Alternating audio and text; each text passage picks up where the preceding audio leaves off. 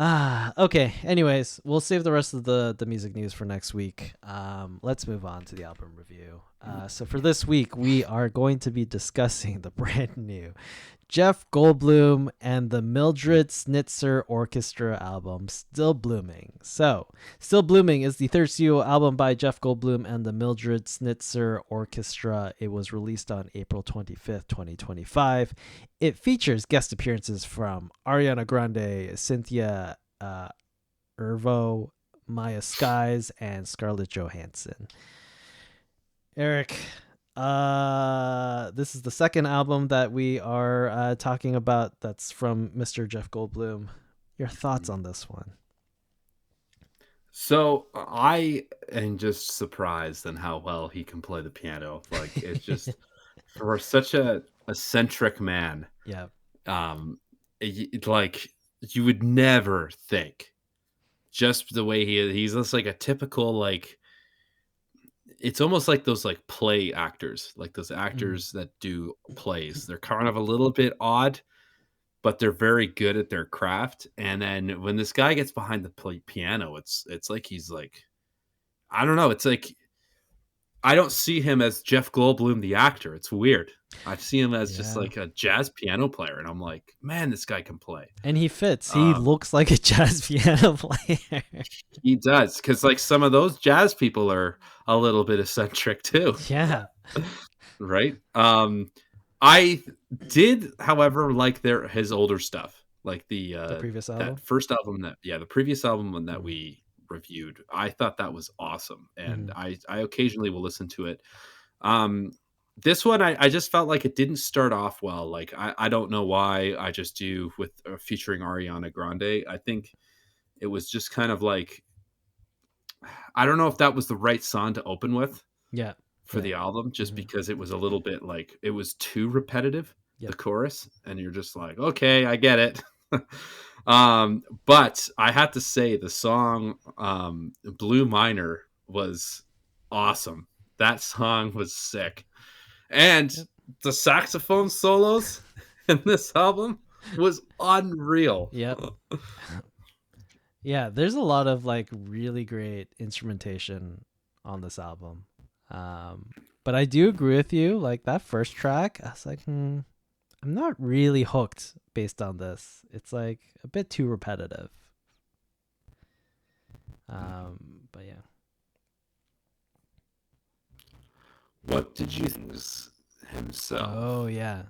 Every time we say goodbye, he does that cover. Okay, so what are your thoughts? As talented on of a pianist he is, I don't really like his vocals, but there was a bit of heart to it. Yeah. Like it was like definitely amateur hour, but it was like there was passion there. So it's like I'm giving this a pass. It didn't like bother me too much. If I was like super critical, I'd be like, you should have got a real singer to do this. But there was like a passion behind it. So I was like, okay, I could treat this like a Kurt Cobain type of thing where it's like, who cares if you're not the greatest singer in the world?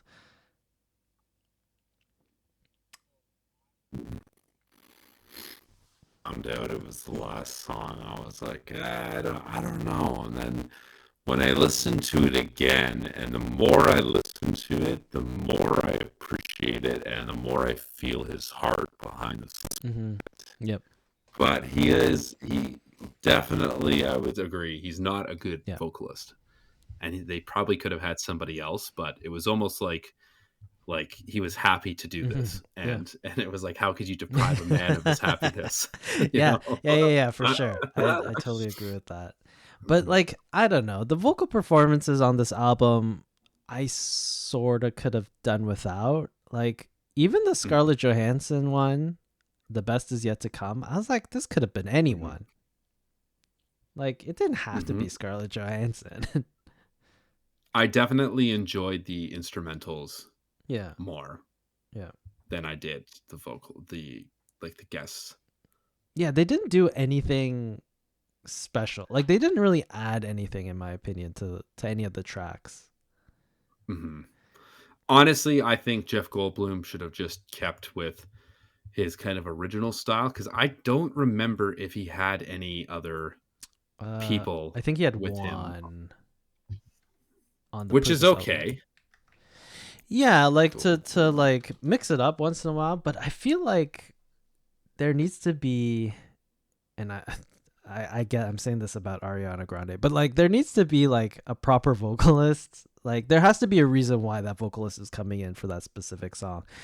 Obviously Ariana Grande is a fabulous singer, but at the same time, I'm like, I don't know. There wasn't really that much added by any of these vocalists. No, and it wasn't just one. There was like a few on the original, but the one that we did.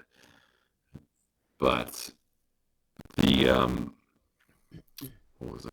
To the point where it was like Tony Bennett was very famous at the end, where he just did collaborations with people, and it was almost like, oh, I want to hear more piano. That's what I wanted to hear. And I felt like I got less piano in this album than the last one that we heard. Yeah, I think it would have been cooler if you scrapped all the vocalists and brought in like other famous instrumentalists. Like if you brought in like a Joshua Bell on violin on one of these, I think that would have been pretty cool. Or even what's that girl who like dances around and plays violin? Lindsay. Lindsay Sterling. Like I think that would have been cool to like, you know, have like proper famous instrumentalists feature on these songs instead of like obviously all these like outside of Scarlett Johansson, the other three vocalists on this are like accomplished singers. But I don't know, the singing didn't add anything for me on any of the songs. But I think it'd be cool if you brought in just like a really talented trombone player to do a solo and feature them or something like that, you know? Absolutely. But on the other side of the coin, he is a very Broadway kind of guy. So it does have that feel of Broadway for this album. That's true. Yeah. Right. Yep. Okay, cool. Anything else on this album before we do final thoughts? Anything else? No, I think that's it. I think the saxophone solos were fucking kick-ass in this, and I was like, wow. Yeah. This guy can play the saxophone. Yeah. All right, final thoughts and ratings. What are you going to give this one? I'm going to give this a 7 out of 10. I enjoyed it, but I don't think it was his best work. Okay. 7 out of 10 is pretty good. I'm giving it a very middling 5 out of 10, just because I thought it's all right. It's a very average album. I definitely wouldn't tell people to listen to this album. Like, I'm not gonna say it's terrible, but I'm also like, I don't know.